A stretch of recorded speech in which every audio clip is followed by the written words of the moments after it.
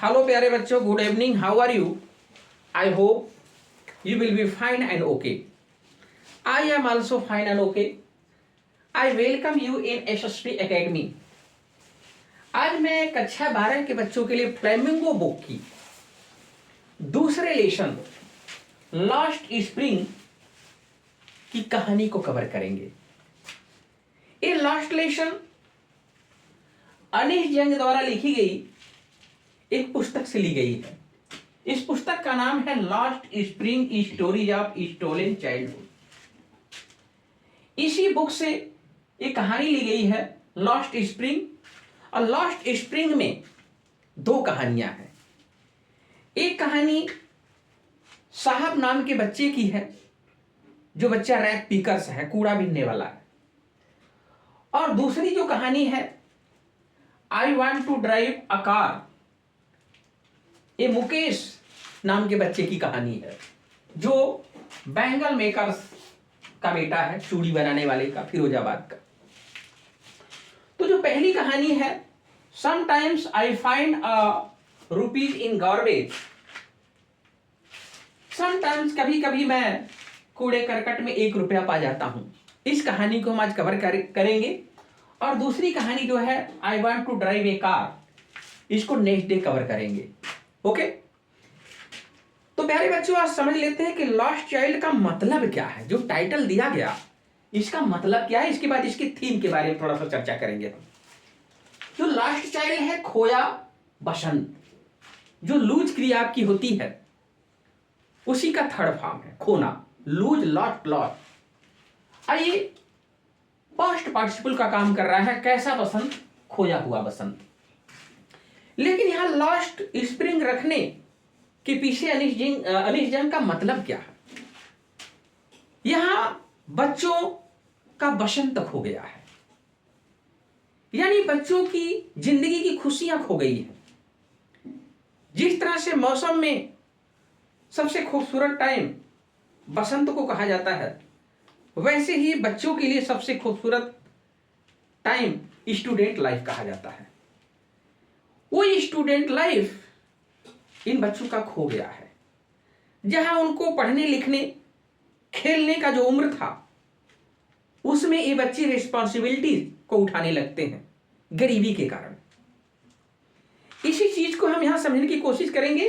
और थोड़ा सा जो थीम इसका है, इस कहानी का ग्राइंडिंग पॉवर्टी पर आधारित है। ऐसी गरीबी जो पीस देने वाली गरीबी है, जो कुचल देने वाली गरीबी है। एंड ट्रेडिशन, और इसी परंपरा पर आधारित है, पीस देने वाली गरीबी और परंपरा। जो ये कहानी विच कंडेमन्स करती है, जो कहानी एक तरह से दिखाती है, जैसे झोंक देती है कहानी इन बच्चों को जिंदगी का जो शोषण होता है, शोषण भरी जिंदगी जैसे इन बच्चों को झोंक दिया गया है। पॉवर्टी ने किया है, गरीबी ने। इसी चीज को हम यहां समझने की कोशिश करेंगे। हमारे देश में या विदेश में भी चाइल्ड लेबर पर बैन लगा है, लेकिन फिर भी मरता क्या न करता, इंसान पेट का गुलाम होता है।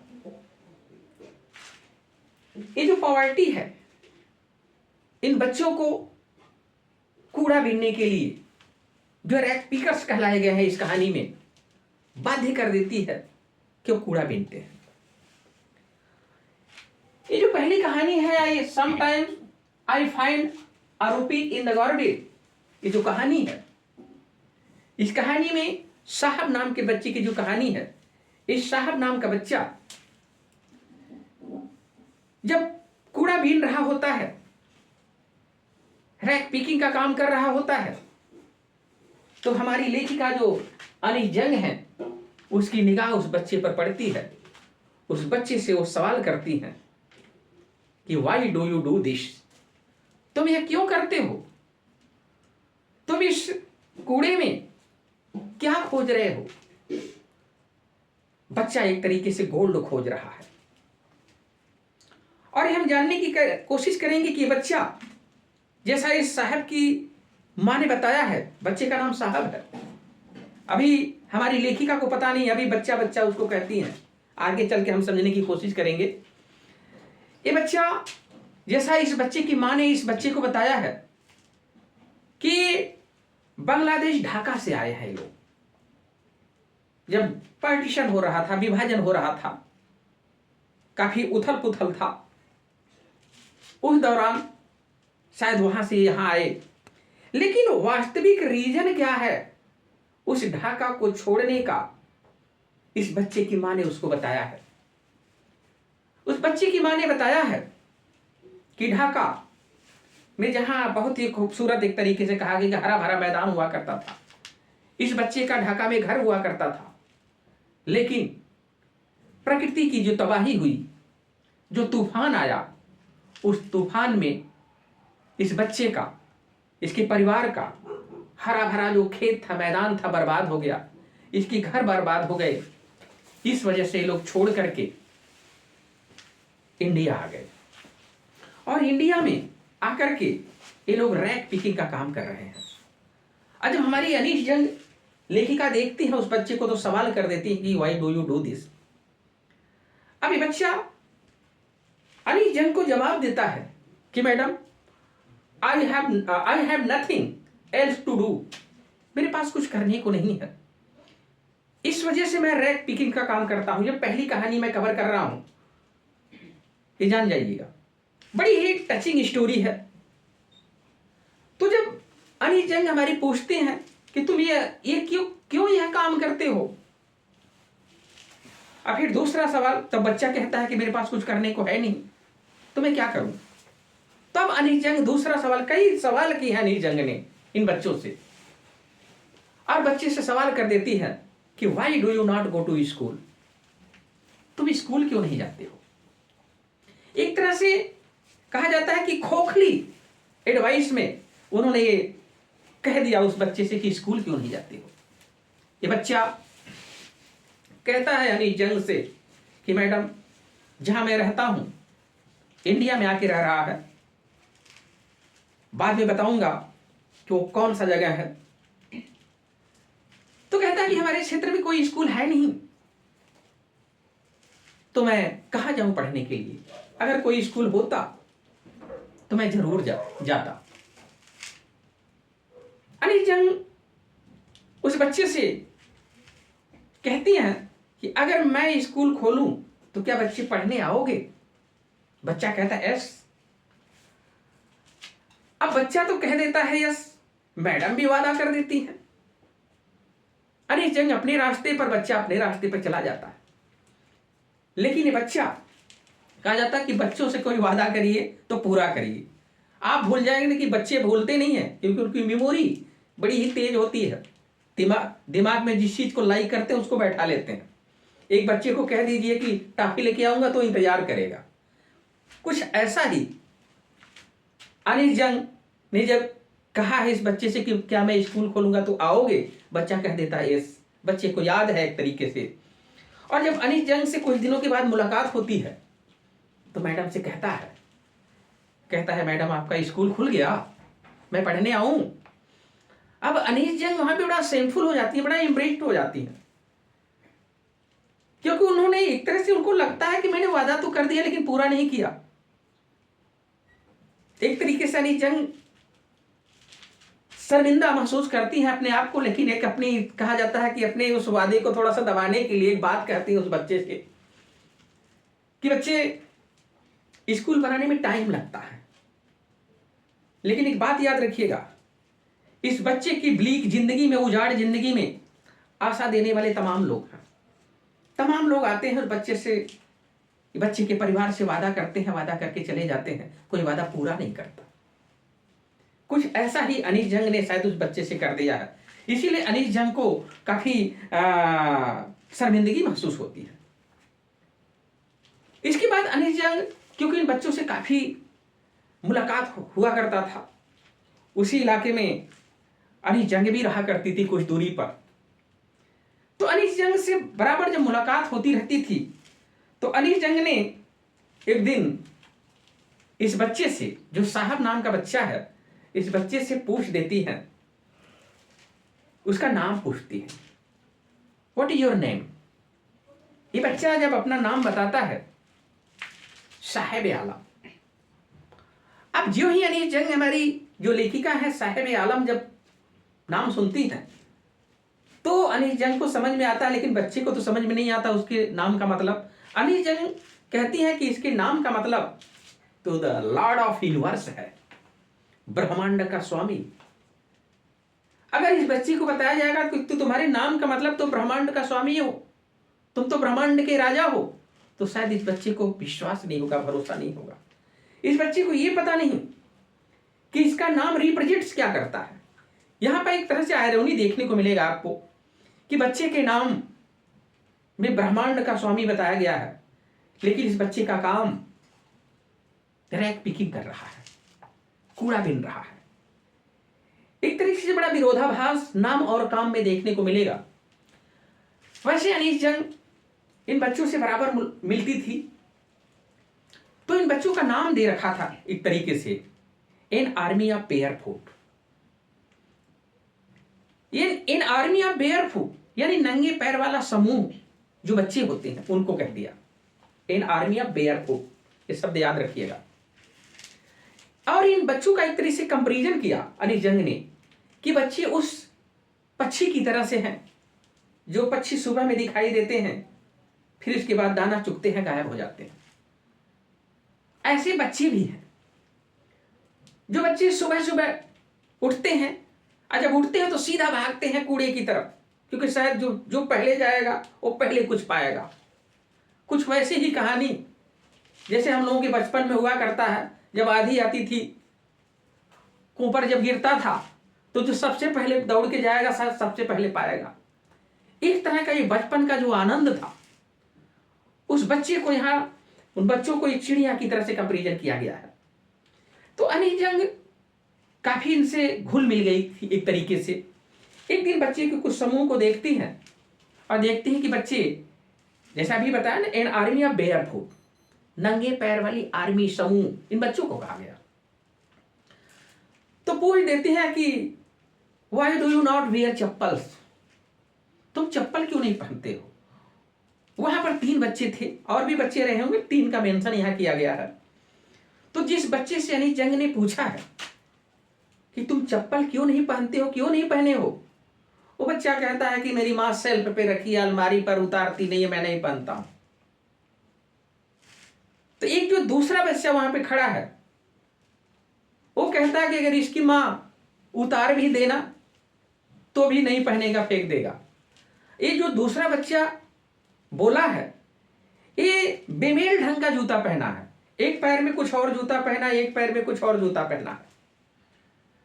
जब अनीस जंग उससे कमेंट करती है कि तुम कैसे जूते पहने हो, तुम तो एक दूसरे रंग का पहने हो, तो बच्चा थोड़ा सा सफल करता है, ताकता है, कुछ बोलता नहीं है।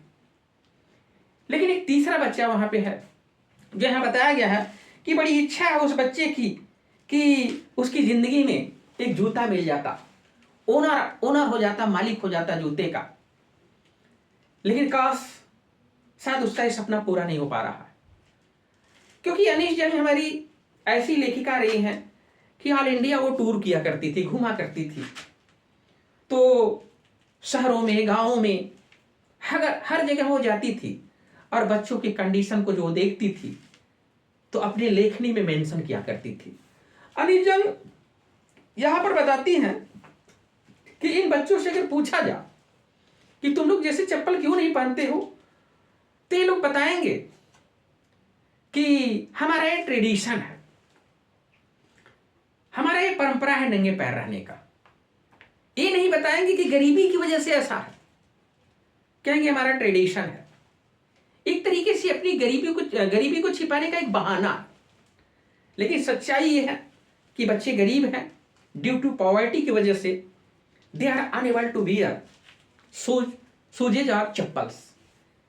लेकिन यहां पर दिखाया गया है एक तरीके से कि नहीं, इनका एक ट्रेडिशन है नंगे पैर रहना, इनके माँ बाप ने सिखाया है कि हम लोग नंगे पैर रहते हैं। लेकिन रियलिटी यही है, इसकी व्याख्या हो या ना हो अपनी जगह बात है, लेकिन सच्चाई यही है कि पॉवर्टी की वजह से बच्चे नंगे पैर हैं। इसके बाद अनीस जंग बताती हैं कि एक बार एक इंसान मेरे पास आया था उदीपी से। वो इंसान अपनी एक कहानी बताया था जब वो उदीपी में रहा करता था। अनीस जंग से दोस्त रहा होगा उसका, अनीस जंग का। तो अनीस जंग से बताया कि जब मैं उदीपी में रहता था तो जिस मंदिर में मेरे पिताजी पुजारी थे उसी मंदिर के बाद एक स्कूल हुआ करता था। और बच्चा बताया जब वो, क्योंकि बड़ा होके आया था, अनीस जंग से बताया था कि जब वो बचपन में जाया करता था स्कूल, तो स्कूल जाते वक्त जो मंदिर पड़ता था जिसमें उस बच्चे के फादर पुजारी थे, मंदिर पर खड़ा हो जाता था और खड़ा होकर के पूजा करता था, प्रार्थना करता था कि ऐ देवी मुझे एक जोड़ी जूता दिला दो। अब क्योंकि वो कहानी तो सुनाया अनीस जंग को, लेकिन संयोग की बात है कि अनीस जंग 30 ईयर्स बाद, 30 साल के बाद उसी उदीपी में जाती है। लेकिन जब वहां उदीपी में पहुंचती हैं तो वहां पे कहानी कुछ और थी, क्योंकि समय गुजर चुका था, वो मंदिर ढह चुका था।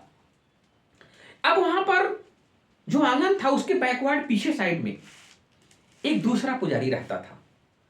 और जब अनीस जंग वहां पहुंचती हैं तो उस आंगन में देखती हैं कि रेड एंड व्हाइट कलर की कुर्सियां रखी गई है और वहां पर एक बच्चा दौड़ते हुए आता है जो ग्रे रंग का यूनिफॉर्म पहना है और शूजेज एंड सॉक्स यानी जूते मोजे भी पहना है, बैग टांगा है।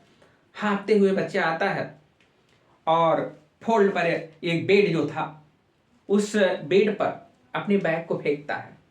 अनीस जंग को तो वो कहानी याद आती है जो उदीपी में पहले वो इंसान बताया था।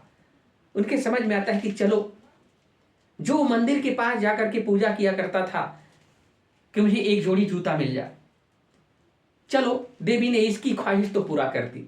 पुजारी के बच्चे को जूते मोजे तो मिल गए, यूनिफॉर्म मिल गए, बैग मिल गए, लेकिन अनीस जंग को बात याद आती है इन बच्चों की जो अभी भी तमाम ऐसे बच्चे हैं। पुजारियों के बच्चों को तो मिल गया, कम से कम जूता मिल गया, बैग मिल गया, स्कूल जा रहे हैं, लेकिन तमाम ऐसे बच्चे हैं जो इस साहब की तरह बच्चे हैं जो आज भी बिना जूते चप्पल के कूड़ा बीनने में अपनी जिंदगी खो दे रहे हैं। ये बड़ी दर्द भरी कहानी है। और अनीस जंग कहती है कि क्योंकि उस बच्चों से काफी परिचित हो गई थी और इन बच्चों का आकर्षण, एक तरीके से उनसे परिचय इस अनीस जंग को खींच लाया उनके करीब। अब ये बच्चे रहते कहाँ थे, ये थोड़ा सा एनालिसिस यहाँ आपको समझाएंगे हम।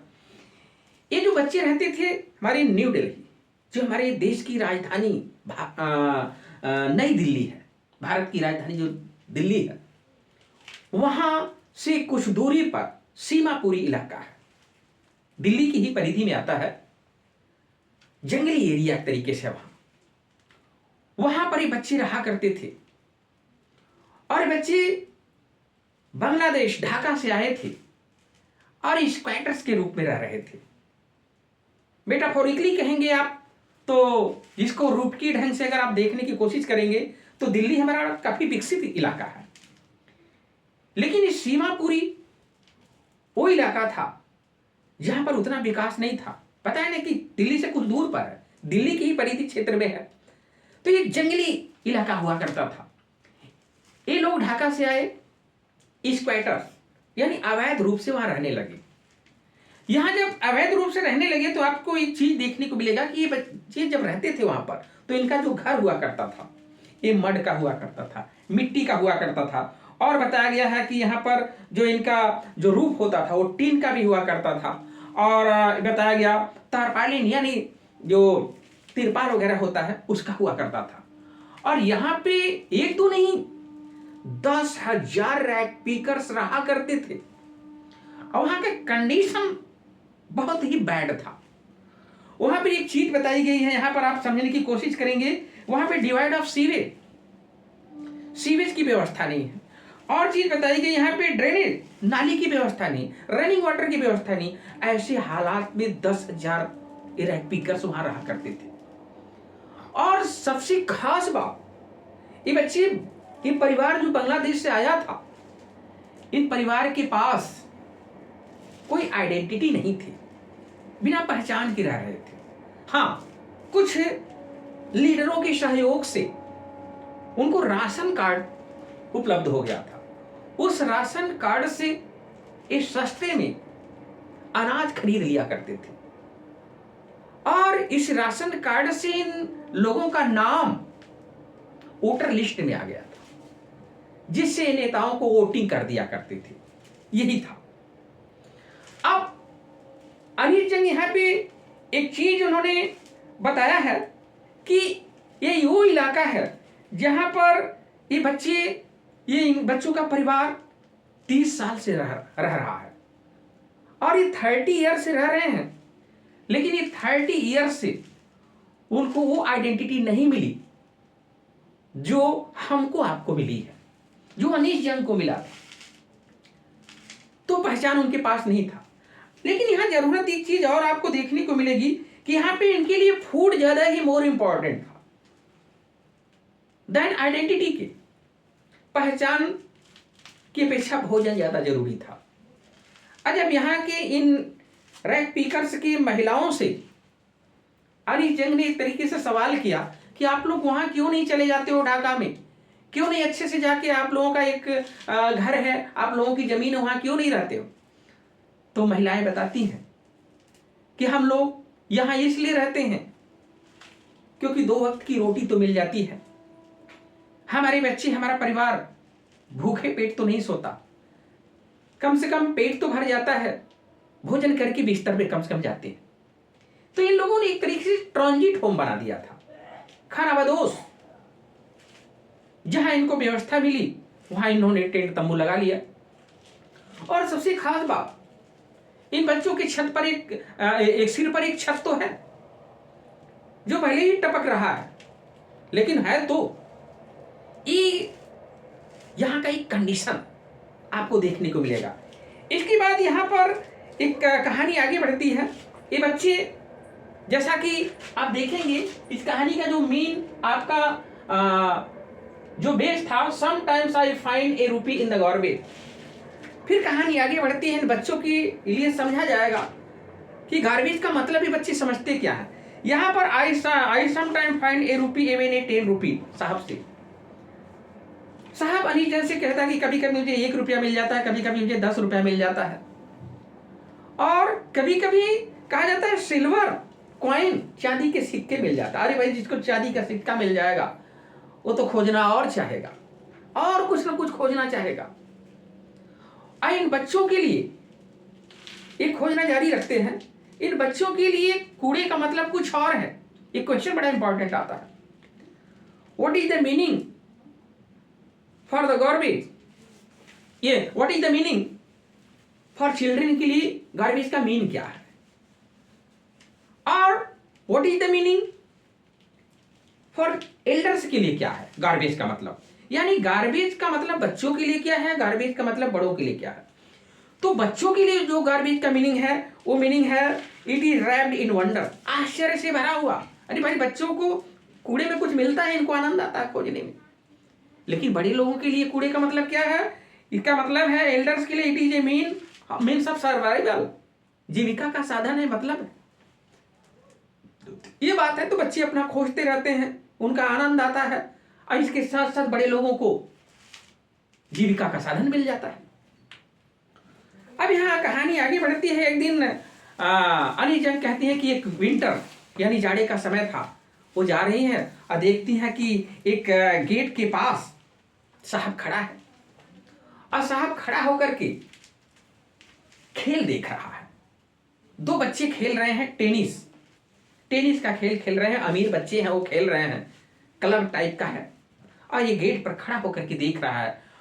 और एक बच्चे की कहा जाता है कि जो एक लालसा होती है, जो एक इच्छा होती है, प्रबल इच्छा, चाहे बच्चा अमीर हो चाहे गरीब हो, इच्छा तो सबकी होती है। अरे बच्चा खड़ा होकर देख रहा है, मन में आशा व्यक्त कर रहा है, इच्छा व्यक्त कर रहा है कि आई लाइक, यहाँ बताया गया है आई लाइक द गेम। वो बच्चा उस गेम को पसंद करता है, लेकिन गरीबों के लिए नॉट अलाउड। उस क्लब में गरीब नहीं जा सकते। हाँ, जब ये खेल के चले जाते हैं धनी बच्चे, तो वहां का जो गेट कीपर है वो साहब को जाने देता है, बच्चा जाके झूल लेता है। प्रत्येक बच्चे की इच्छा को किस तरीके से कहा जाता है पॉवर्टी ने पीस दिया एक तरीके से, ये आपको देखने को मिलेगा। फिर आगे अनिजंग देखते हैं कि बच्चा जो साहब है ये जूता पहना हुआ है, लेकिन ये जो जूता पहना है ये जूता इसकी डिसकलर्ड शर्ट एंड शॉर्ट, ये बच्चा जो शर्ट और पैंट जो हाफ पहना था उस पर ये जो जूता पहना है ये बेमेल लग रहा है। क्यों? क्योंकि ये जूता वो जूता पहना है जो किसी धनवान बच्चे ने पहनने से डिस्कार्ड कर दिया, रिफ्यूज कर दिया। क्यों? क्योंकि जूते में कहीं होल था, छिद्र था, इस वजह से उसने इस गरीब बच्चे को साहब को दे दिया। कुछ भी हो, जैसे भी दिया फटा ही है, होल ही है, लेकिन पहनने को तो मिला। एक बच्चे की ख्वाहिश तो पूरी हुई, एक बच्चे की इच्छा तो पूरी हुई। तो यहां पर एक तरह से जो पॉवर्टी में जो बच्चे एक तरीके से अपने आप को, अपनी इच्छाओं को एक तरीके से कहा जाता है कि जैसे गला घोट दे, गरीबी एक तरीके से इनकी इच्छाओं को गला घोट दे रही है, ये देखने को मिल रहा है। तो ठीक है, अब उन बच्चों जो बच्चा धनी था उसने क्योंकि जूते में छेद हो गया इसको दे दिया, ये पहन के मस्त है। हालांकि इसके कपड़े पर ये बहुत ज्यादा सूट नहीं कर रहा है, लेकिन फिर भी पहनने को मिल तो गया। फिर इसके बाद आप देखेंगे कि एक तरीके से जूता पहनने का सपना तो पूरा हो गया। अब आगे देखेंगे, लास्ट में पहुंचते हैं यहाँ पर। तो एक दिन अनिजंग देखती हैं क्या कि साहब आलम का ये जो बच्चा है ये जो मिल्क बूथ है वहां जा रहा है, कनिस्टर लेकर के जा रहा है। अब अनिजंग पूछती है उससे, कहाँ जा रहे हो? और वो कहता है कि मैं टी स्टॉल पे काम कर रहा हूँ, चाय की दुकान पर, मुझे 800 रुपया पर मंथ पेड किया जाता है और साथ ही साथ मील भी, भोजन भी मिलता है। तब अनिजंग कहती है उससे कि क्या तुम्हें इस काम को तुम पसंद करते हो? अब इस बच्चे की कहा जाता है कि यहाँ पर दिखाया गया है कि lost the care free look, इस बच्चे का लापरवाही का जो भाव था गायब हो जाता है जब इस सवाल पर कि क्या तुम्हें 800 रुपया में मिल रहा है और भोजन भी मिल रहा है, तो क्या तुम इस काम को पसंद करते हो उस काम से जो गार्बेज वाला काम, रैक लिखिंग वाला काम करते थे? यहां पर अंतर देख रहे, बड़ा इंपॉर्टेंट क्वेश्चन है यहां पर। हालांकि इस बच्चे को 800 रुपया मिल रहा है, भोजन मिल रहा है, लेकिन फिर भी बच्चा खुश नहीं है। इस लाइन यहां पर आपको देखने को मिलेगा कि the steel canister seems heavier than the plastic bag, यानी जो स्टील का कनेस्टर वो लिया जिसमें दूध कोट हो रहा है, वो कहीं ना कहीं उस प्लास्टिक बैग से जो इसमें कूड़ा बिनता था उससे कहीं भारी लग रहा है। ये भारी किस बात के लिए कहा गया? इरेस्पॉन्सिबिलिटी, ये जो भार है, कहा जाता है कि वहां बच्चा कूड़ा बिन रहा था तो वहां अपने मन का मालिक था, लेकिन अब दुकान पर वो काम कर रहा है तो अपने मन का मालिक नहीं है। तो कहा जाता है कि एक मानसिक प्रेशर, एक मानसिक दबाव में वो काम कर रहा है, अपने मन का मालिक नहीं है। अब काम का आनंद वहां मिलता है जहां इंसान अपने मन का मालिक होता है। आज वो दुकानदार के ऑर्डर से काम करेगा, दुकानदार के आदेश से काम करेगा, वो किसी के अधीन होकर काम कर रहा है। तो यह चीज आपको देखने को मिलेगा कि इंसान वहां अपने आप को लिबर्टी महसूस करता है जहां वो अपने मन का मालिक होता है, और वहां अपने आप को गुलाम महसूस करता है जहां वो किसी दूसरे के आदेश पे काम करता है। तो यहीं पे दूसरी कहानी, एक पहली कहानी एंड होती है। दूसरी कहानी को हम नेक्स्ट डे कवर करेंगे। तो thanks for watching, good luck, bye bye.